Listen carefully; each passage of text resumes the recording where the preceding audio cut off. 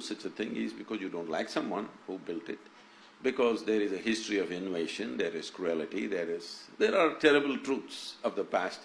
Shashi has been…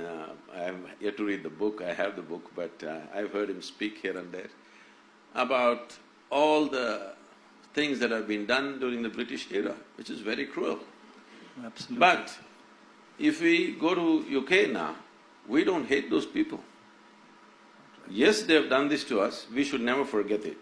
We should never forget it. This has been done to us because this should not be done to us once again.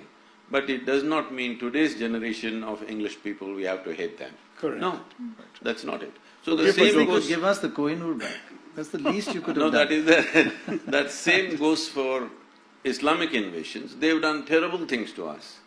But we don't have to forget it, we should not forget it. Because Also they stayed and became us, Sadhguru. Huh? They stayed and became us. There were some invaders who came and looted and left. But for many of the people, such as the emperor who built the Taj Mahal, they are us. They are part of our soil, assimilated into our culture. Say, I want you to know, if there was no World War II, British also would have stayed. So that doesn't mean that happened because of their love for you. No, but Sadhguru, they sent everything from here back to England, whereas these people, even whatever they looted, they spent here. There is a difference. That is because it's another time when there were no ships. Technical problem, isn't it? No, There were ships, there were ships. Transportation issues.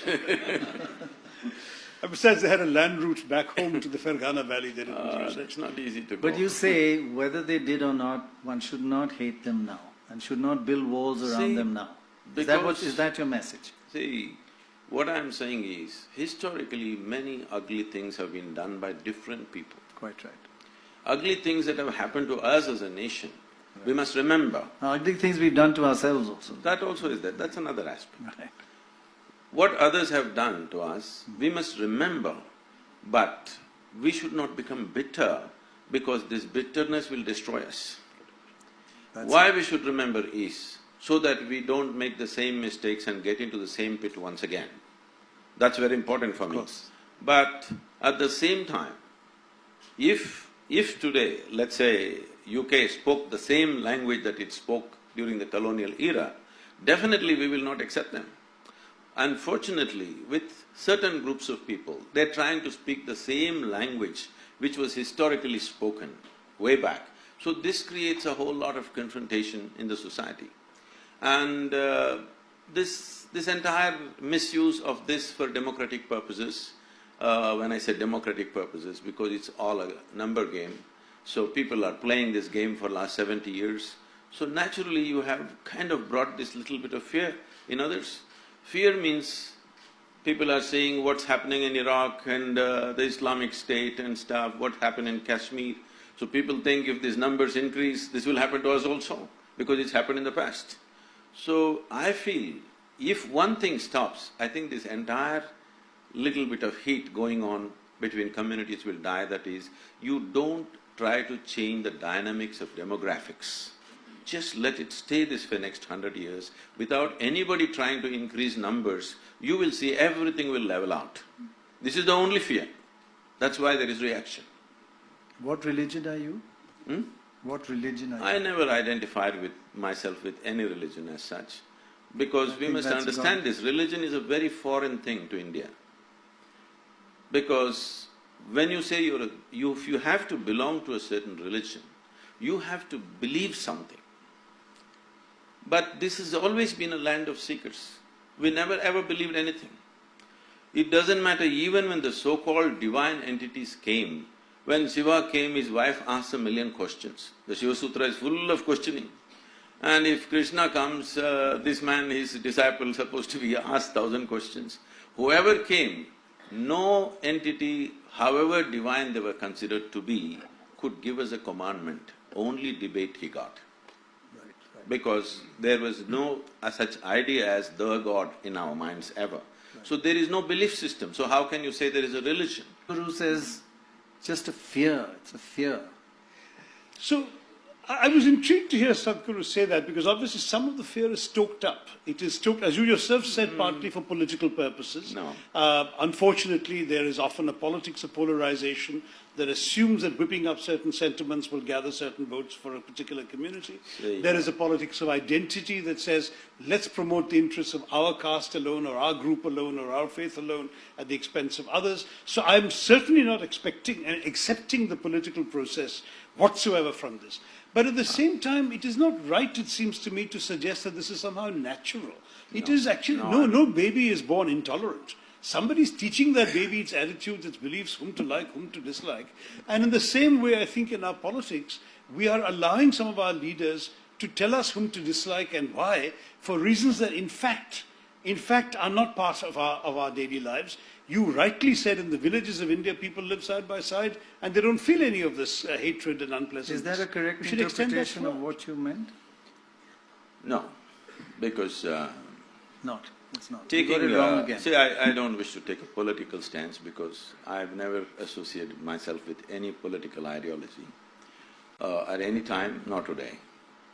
So what I see is, what we are today, in many ways, we are products of history. We cannot completely eliminate it. The British history that you have extensively spoken about, written about, the thing about the British is they exploited you commercially. For them, you were just a resource. They had no other interest in you. They don't care which god you worship, whether you go to your temple or you don't go to your temple. Is it okay that they eat beef? Huh? I'm sorry? Is it okay that they eat beef? If you have a wrong choice of food, it's up to you. What's my problem? So anybody can eat beef is their choice. Is that what you're saying? Okay, of course. No, what I'm saying That is… goes against what a lot of people feel. I'll come to that. We can look at that later. This aspect. But when it comes to these religious invasions that happened, whatever the thought behind that thought you must surrender. You see, if I do something horrible to you today, 10 days later if we meet, at least I must show some regret or remorse in what I have done. When I'm proud of what I have done to you, this is not going to settle, all right? This is what you are expecting. When people are very proud of what they have done to you in the past, now you want it to settle, it's not going to settle. It is just… I'm saying it will just be an academic debate. It is not going to be a social reality. I am not interested in any debate unless it's a solution for the problems that we are in. So what's the solution? The solution is… the important thing is, you can do whatever you want, but you have no business to tell me what I should do, all right? And vice versa. Everywhere. I'm saying for anybody. Yes, yes. Essentially, this is this. Because people believe certain things, because everything that you have to ever know in the universe is written in one book, people are insecure about that, because we know what's written. The question is not whether everybody is like that or not. We're just afraid one day book will play upon us. So one thing that you have to do is, first thing, whatever the past cruelties that have been done, many things, it's not a simple process. Right. See, people have forgotten what has happened in this Delhi, what has happened in one afternoon. One afternoon, 20,000 people were killed in one of these days, three centuries ago. People have not forgotten these things because they know what will happen to them. And what has happened in Kashmir, people have not forgotten. Maybe people try to act like it didn't happen, but it has happened. So, if the demographics don't change, you will see everything will settle down. The thing is, continuously people in a very strategic way trying to change the demographic dynamic. Now people are afraid because they know if the numbers increase, what will happen to them?